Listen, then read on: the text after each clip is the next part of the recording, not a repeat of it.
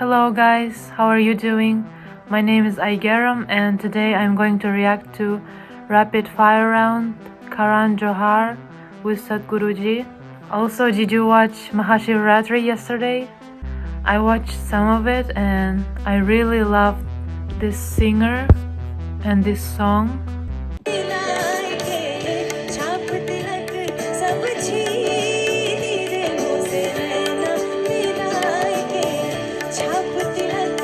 This is so good.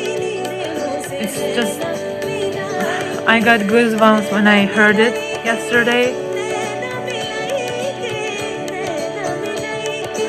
And her voice is so beautiful, oh my gosh. Like my heart is beating fast right now.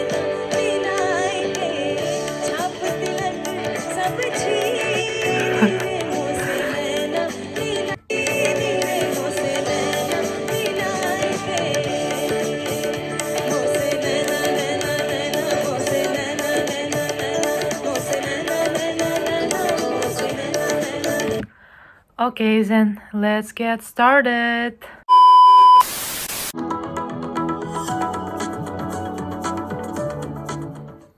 I'm going to take the liberty, Sadhguru, to do what I normally do on my television show, which is a rapid fire round. Normally the end of this round… When I was young, I watched a lot of, Wild West movies. Right. When you fire, I also fire, all right? No, but…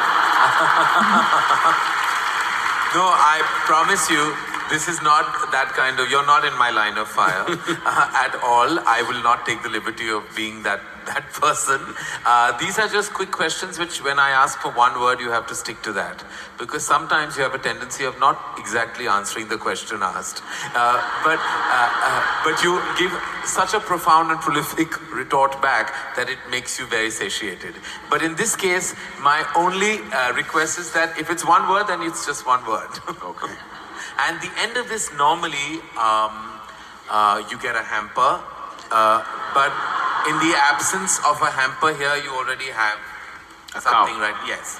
So, and this beautiful bouquet that is right next to you. But so there's no hamper, but you will get my utmost gratitude. Thank you. All right, very simply, what is the one thing that is essential to living a balanced life? Sense.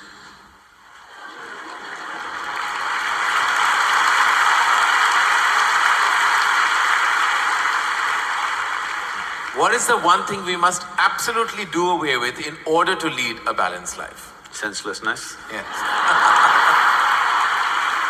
All right. I thought that was coming. First thing that comes to your mind when I say the following. The first thing, organized religion.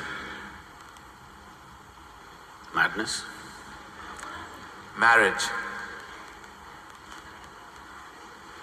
Cohabitation. Competition. Stupid. Money. Useful. Love.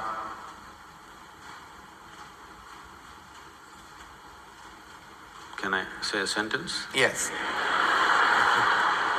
I will allow that.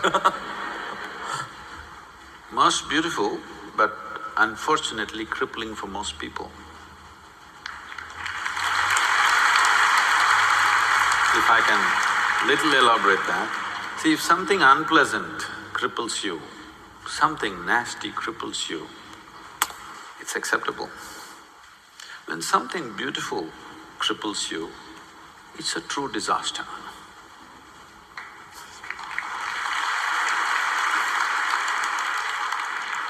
If you could ask one person, alive or dead, one question, who would you ask and what would that be?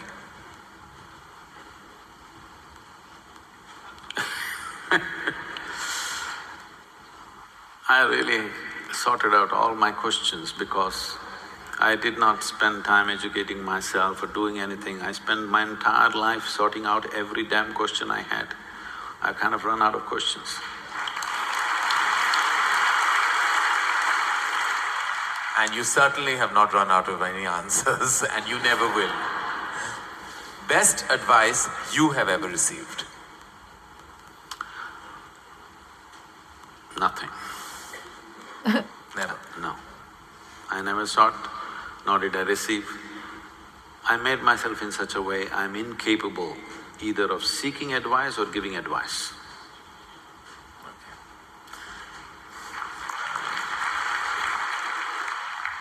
In an imaginary, completely hypothetical situation, if you had a day off with no commitments, no responsibilities, what would you spend the day doing?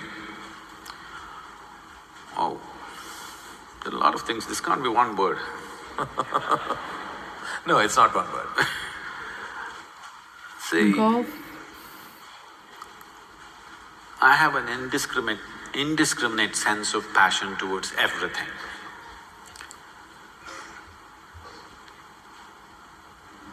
There were lots and lots of things I did at one time, but these days, time is not allowing me to do that, so generally if I have little time, all I do is play golf. Because that's safe and within the city and I can get back in time for something else to be done. But if an entire day is left to me, which they have not done for a long time, they have not left it to me. If that happens, I will close my eyes and sit, because that is the best, I am at my best when I truly have nothing to do.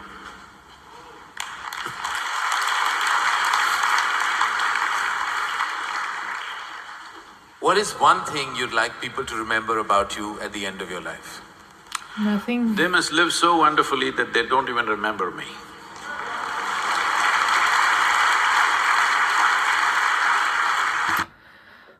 Out of all the really enlightened beings, I really like Sadhguruji's personality, his temporary personality the most. Like how he is, how he talks to people, it's just… I don't know, it's really admiring to me, for me. If you found a way to travel through time, where would you go? I'm kind of done with all those things.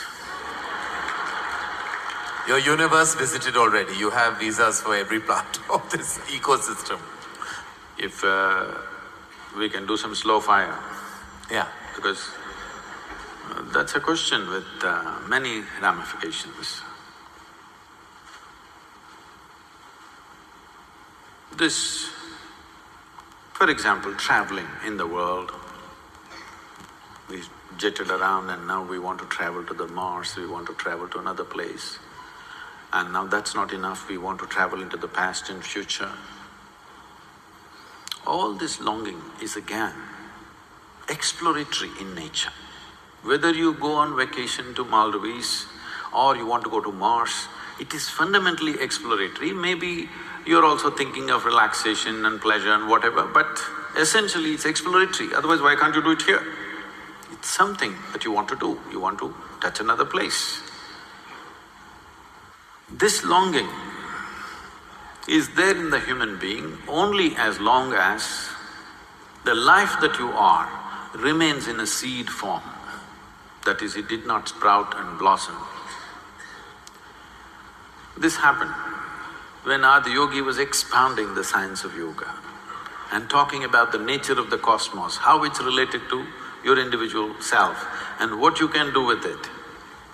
Then the seven sages who were with him, they asked, what is the nature of this cosmos? How big is it? Where does it begin? Where does it end? So he laughed and said, your entire cosmos, I can pack it into your mustard seed. Here? Because your ideas of time and space are essentially because you're living within the framework of your intellect. If you cross that dimension, then there is no such thing as time and space. Everything is here and now. So, traveling through time, space, no, it means nothing to me, because this difficult to express, difficult to articulate. If I sound little… I have a reputation of being very logical, but if I sound illogical or silly to you, you can blame it on my jet lag. I just come from United States after 6 weeks, so you can say maybe he was jet lagged, that's why Sadhguru is saying something silly. But I'm fine. I'm saying this because you can't fit the universe into your silly little logic. Today's human being is too overly enamored with their own logic that they're missing the entire life.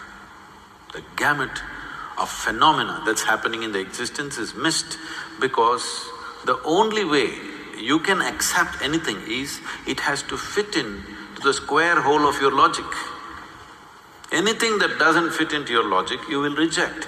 In this, you rejected the entire cosmos. In this, you have rejected the magic of life. You have become a slave of logic and completely missing the magic of life. So, this time, space, all this stuff is because intellectually you're trying to dissect the universe and try to understand this. Tell me, if you sit here, suppose you're very joyful, do you see, you will not know how the day passed off. And if you're depressed, do you see the day won't pass? So time is a consequence of the miserable nature of human existence. If you are truly blissed out and ecstatic, you wouldn't know what is a day, what is a year, what is a lifetime. You wouldn't know. There have been times I sat down, I didn't realize, I thought it's 5 minutes, but people gathered around and started molesting my feet. Well, because in their understanding, I sat there for many days or whatever. This idea of time and space is a very convoluted idea simply because people are stuck in the framework of their logic. My work, my fundamental work is to take people beyond the framework of logic into the true magic of existence, our own existence. But it takes a lot of time. Still, my reputation is of being very logically correct because I'm still trying to woo them. Still wooing them, you know. For the real thing to happen, they will take a long time, unfortunately, because they have become such slaves of their logic. What is the first thing you notice when you meet a person? Just everything. Everything. Everything. Past, present and future.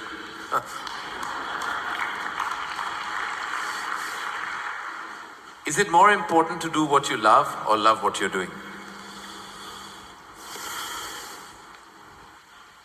One word or more? The choice is entirely yours. See,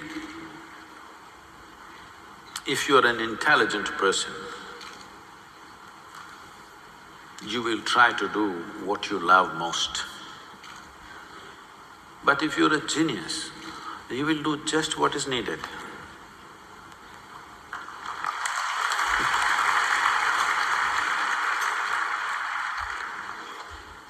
If you could be invisible for a day, what would you do?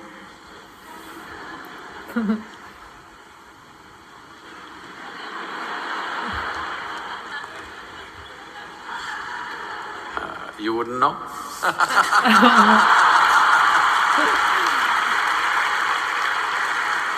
It's good to have secrets. With due respect, what is your biggest weakness? Biggest? What is your biggest weakness?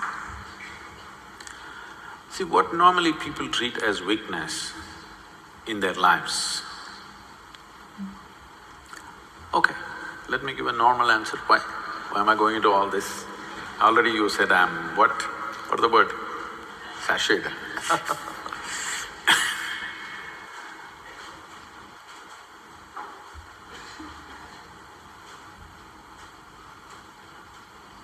My biggest weakness is I love danger. Without danger I cannot live. I need to do something which keeps me on the edge of being mortal, being alive and dead. I want to walk that line all the time. Every day I'm stepping on it one way or the other. Is it a weakness? I don't think so, but people think, Sadhguru, you shouldn't risk your life like this. But if there's no risk,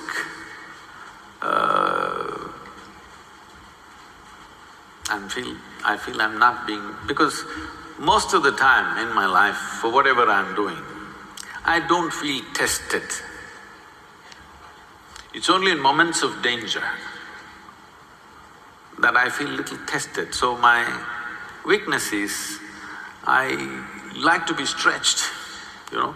For all the time when I was riding across India and later on I started driving, my only wish was that to find a machine which will test my skills.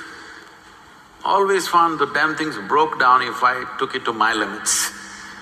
These days recently I'm beginning to get to do a few machines which are testing me, whether I can push it all the way or not. Maybe that's because of my age. If I had met them much younger, I think I would have managed to work around them. The one thing the world doesn't know about you. They don't know a thing about me.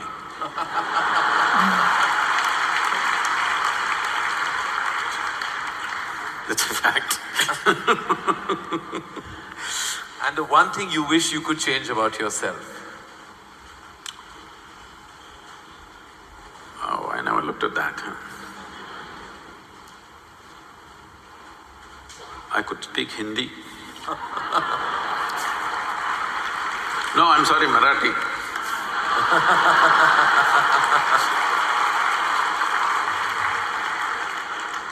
The one thing you wish you could change about the world. Oh, a lot of things. One. Human beings. Desperately in need of. So what would you consider to be your greatest achievement? I don't think there's any. Because I always fall woefully short of my own expectation of what I could do. So I never feel anything is an achievement. Is there a song you love and can listen to all the time? Oh. I somehow… No. No. Probably because this came to me at a certain time when I was in my early teens maybe. So this one song kind of comes back to me more often than anything else. It's not that I even seek it, but somehow one way or the other this song keeps coming back to me. Is how many times… Okay. I know you haven't seen any of my films, but do you have a favorite film? Oh, I've seen many good movies. At one time I saw a lot of them. I've not seen much of Indian cinema, but I saw a lot of English cinema. But one movie that I thoroughly enjoyed at that time, because on that day the way things happened, many life situations fell together and everything, was Roman Holiday. Oh, well, I have to say that that's the first film I've ever seen in my life. My mother took me to the cinema. Here we are. It is true. Roman Holiday is the first film I ever saw. It was my introduction to the big screen. I'm glad I have something in common with you. That image of Audrey and Gregory Peck is somehow just stayed with me. Wonderful. It was probably my age. Yeah. It must have been. Something you enjoy doing and wish you had more time for. I wish I had more time, because I made myself like this, that there is nothing that I enjoy or do not enjoy. I make sure I enjoy everything that I do, including simply sitting quietly or talking to somebody or doing whatever, because my activity is not limited to one area, so many things. If you did not enjoy everything that you do and do not do, you will go insane trying to manage so many things. But I'll not go insane, because I enjoy being alive. Activities, anything is okay. Everything I do, I enjoy. Small things, big things, every kind of thing. Most profound things and silly things, I enjoy thoroughly. Should us all. Lastly, in a biopic made on you, who would play you? But who would make a biopic, first of all? No, there would be lots of interested people. Maybe you should animate. I don't think you would want that. Well, that is the end of the rapid fire, and you totally deserve the hamper that doesn't exist on this platform. But it's a virtual hamper that I've given to you with my love, gratitude, and deepest amount of respect. Thank you. That was amazing. I love how simple he is, even though he knows everything about himself, about the universe, and how it all works. He's explored a lot about the universe through meditation.